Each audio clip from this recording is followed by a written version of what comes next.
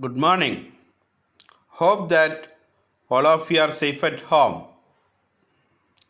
May I presume that you all remember the first two modules of the lesson, the Mughal Empire. Now let us try to learn the third part of the lesson. In the second module, you had learned that Sir Shah Suri defeated Humayun in the Battle of Kannauj and forced him to flee the country. Akbar, the great Mughal emperor, laid emphasis on Hindu Muslim unity in his quest to build an all India empire.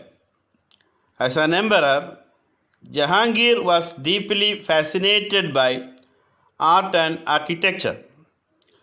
There was a war of succession among Shah Jahan's sons in which Aurangazeb emerged successful and occupied the throne in 1658.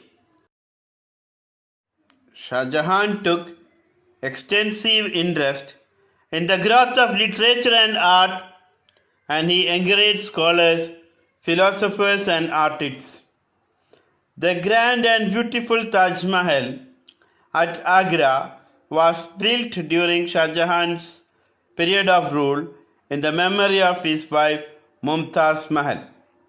It stands out as one of the finest examples of Mughal art and architecture.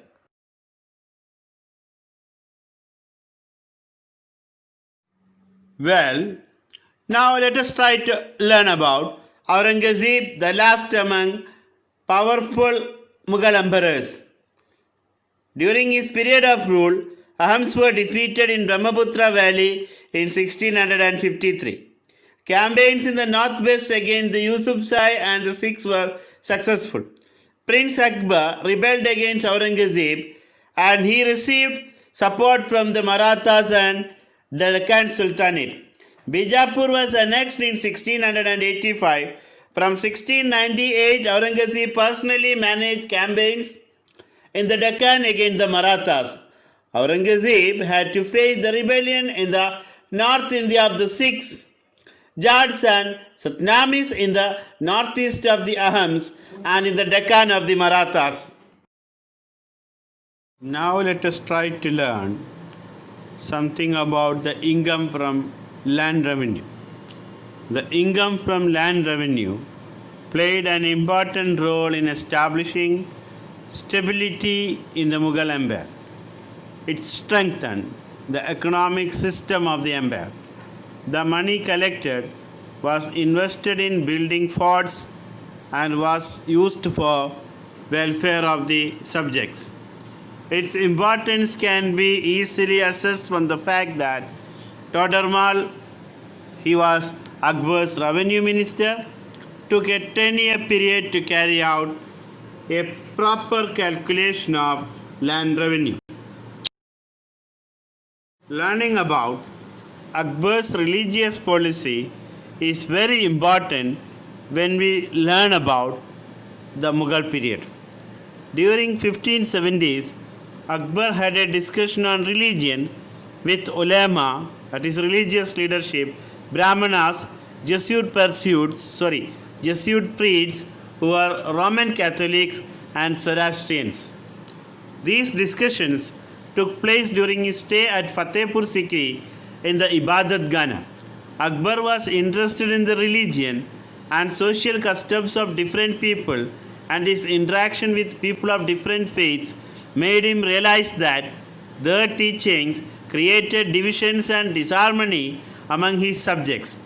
That's why he came up with an idea known as Sul-Hi-Kul, which focused on a system of ethics, honesty, justice, and peace. Abul Fasl helped Akbar in framing this kind of a religious policy. Mughals knew that without getting support from regional powers, they will not be able to establish a peaceful empire in the Indian subcontinent. They campaigned constantly against rulers who refused to accept their authority. They became powerful only when many other rulers joined them voluntarily. So many rulers like Akbar knew very well how to make other rulers feel to join him voluntarily. The Rajaputs are a good example of this. That means Rajaputs had joined with Mughals voluntarily. Many of them married their daughters into Mughal families. Then they received high positions in military administration and all. But many resisted this as well. The Sisodia Rajaputs refused to accept Mughal authority for a long time. After their defeat, they were honorably treated by the Mughals. They were given their lands they were given their lands back as assignments. That was called Vatan Jagir. The careful balance between defeating opponent kings and chieftains enabled the Mughals to expand their empires.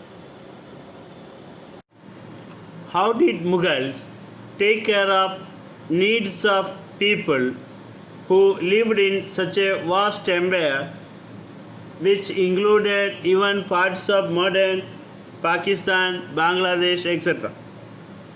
The Mughal administrative system was a centralized administrative system in which the emperor had absolute powers.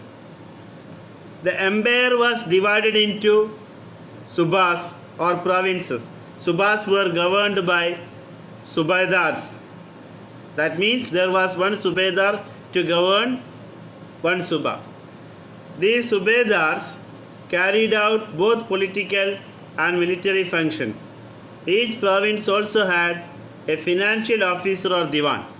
For the maintenance of peace, law and order in his province, the subedar was supported by other officers like military paymaster.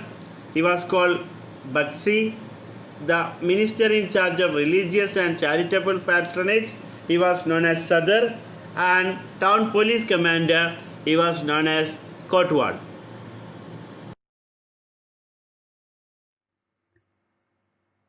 Hope that you all understood and enjoyed learning. That's all for the time being. Thank you for being with me.